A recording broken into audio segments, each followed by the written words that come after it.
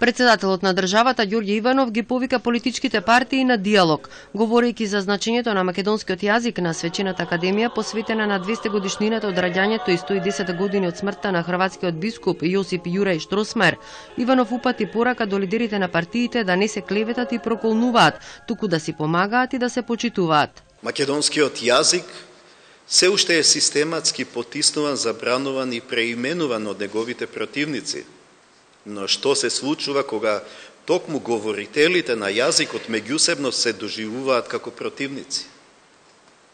Како председател на Република Македонија, но и како професор, родител, како човек, велам дека е време сето тоа да престане. Од сите зборови денес, еден е најважен за Македонија – диалог.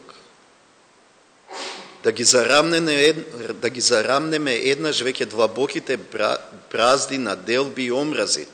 Во омразата никој нема ни иднина ни надеж, рече Петре Андреевски. Зборовите кои политичарите ги употребуваат, според Иванов, ќе доведат до целосно уништување на бесценетото наследство на нашите светители, просветители, учители. Зборовите ги обезвреднивме.